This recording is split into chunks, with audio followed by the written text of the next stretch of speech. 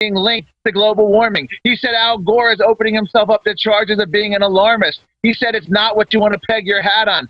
Committed global warmists are asking the question, as the UK Guardian did today, is Al Gore helping the global warming cause? Al Gore is losing his own people. He's still off the reservation. Well, I'm glad you raised that, because I just saw that this afternoon.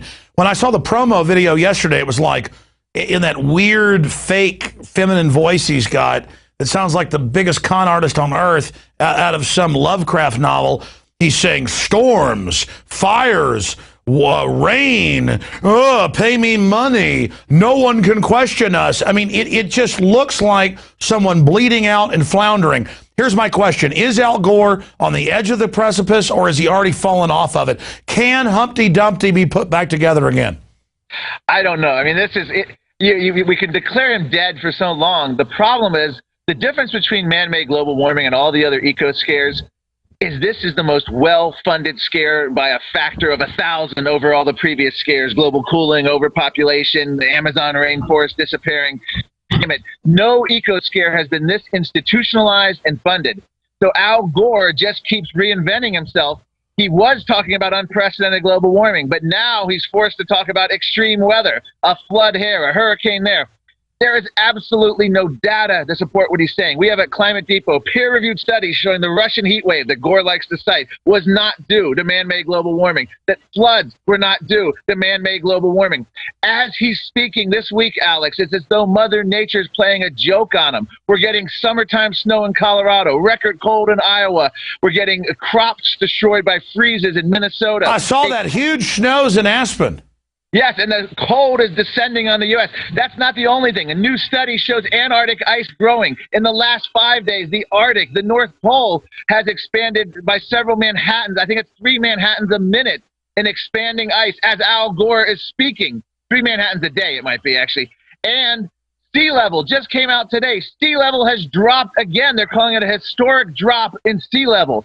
This could not be more comical if Mother Nature had a greater sense of humor. Well, that's right. In fact, he chose yesterday and today as the launch of his 24 hours of baloney, or what he calls reality, because this is the date he picked, many years ago, that L.A. would be underwater, New York, and instead Der Spiegel says we still believe in man-made climate change, not warming, change. Seasons didn't exist until now. Pay them money or we're all dead. But now Der Spiegel's saying sea levels dropping is global warming.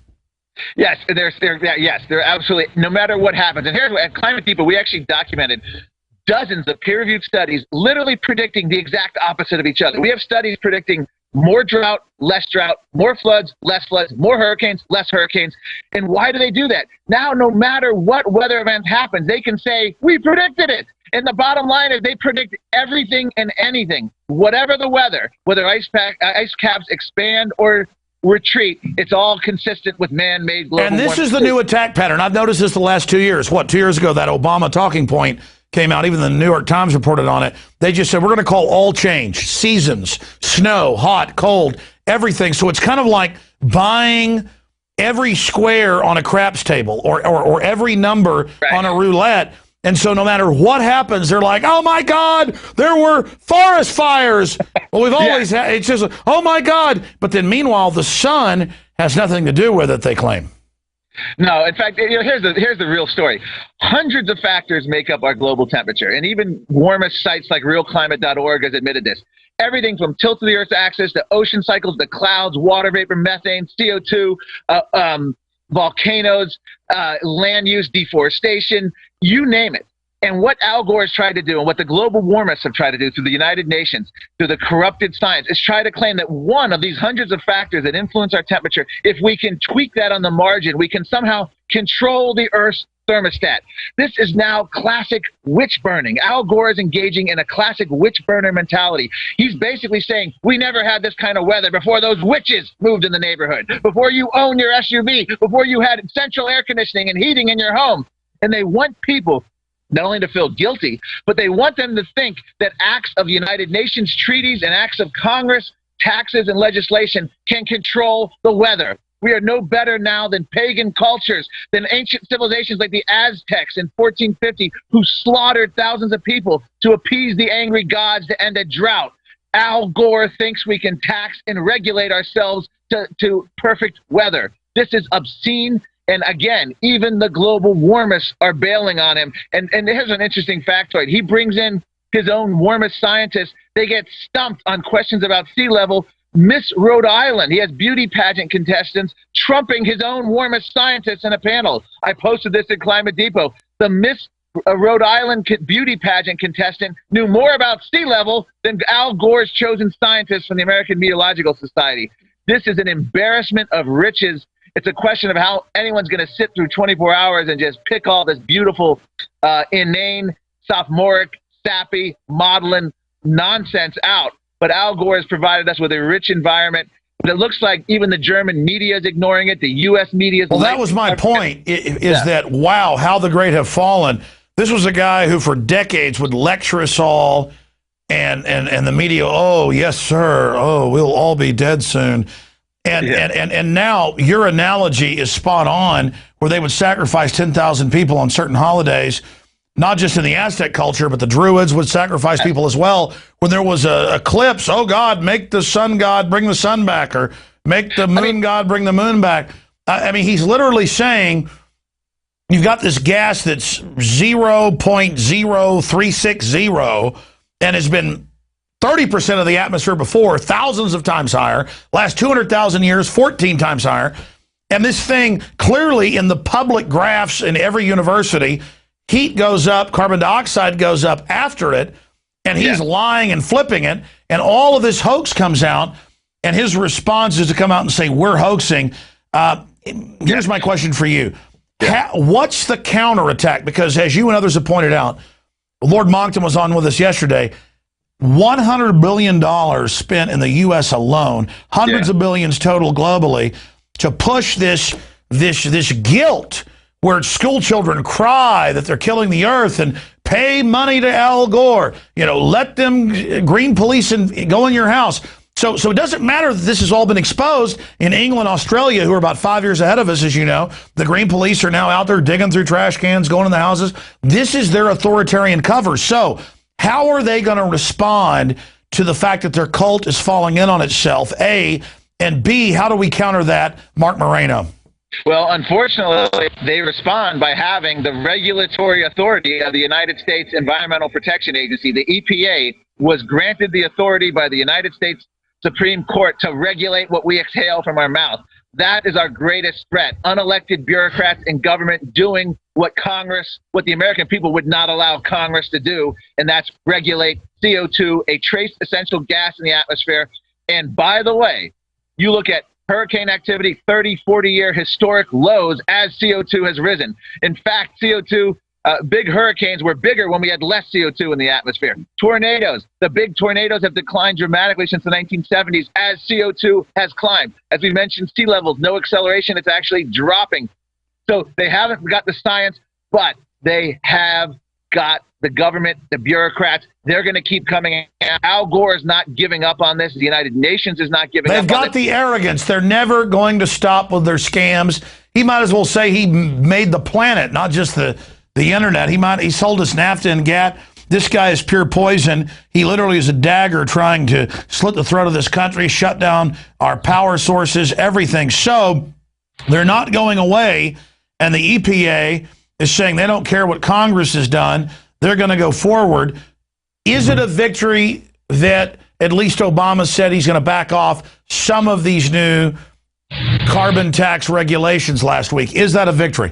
It's a very delayed, it's a delaying tactic. What it all comes down to is the next president, it's going to be key what they do with the EPA. If Obama's reelected, he will go forward with the CO2 regulations. They'll go forward with all these shutting down of coal plants. The coal plants we're doomed. You have alleged Republican mayors like Bloomberg bragging that he's stopping hundreds of coal plants from being built by aligning themselves with environmentalists.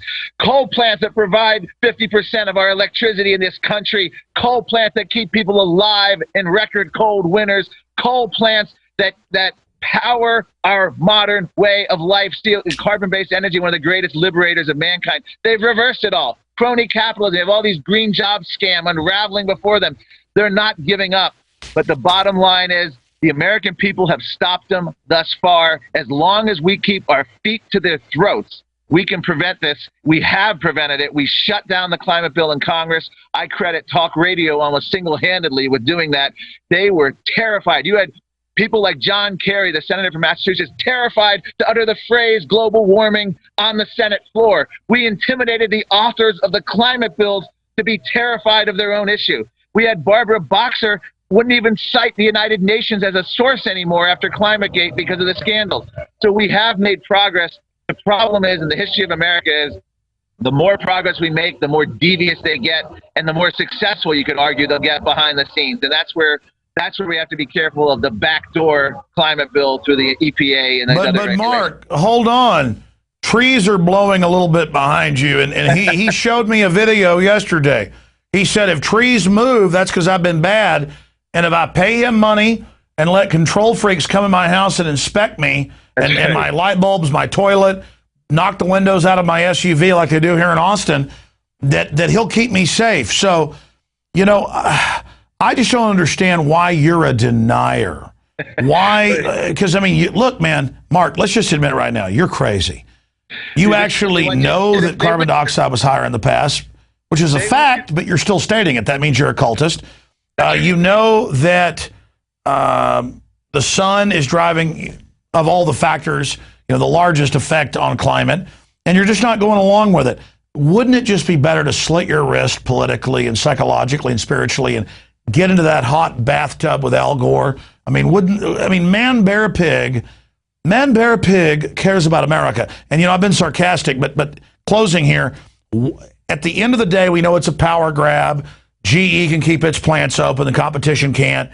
We understand it's a guilt-ridden mafia, a new form of scientific authoritarianism, guilt-driven. I understand all that, but from your decades of research, what is at the core of these control freaks? Why does Al Gore and Maurice Strong and the Goddard Space Center head Hansen, why do they say they want to destroy America and destroy an industrial society? Is it just because their investments are in China and by shutting us down, their investments go up? Or is it more? Why do they hate humanity so much? Because it's much more than that. I mean, you have to look at people like Paul Ehrlich, who wanted forced sterilization agents in our water. You have to look at Obama's science war, John Holdren, who actually said cheap energy is one of the hazards of a free society.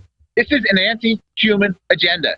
One of the co-founders of Greenpeace, Patrick Moore, left Greenpeace in the 80s, said it. The environmentalists today are practicing an anti-human agenda. You have Václav Klaus, the president of the Czech Republic, who's openly said since the fall of communism, the greatest threat to personal freedom is what he terms ambitious environmentalism. And you can prove this by the fact that whether it was global cooling, overpopulation, deforestation, species extinction, or global warming, the solution was always the same.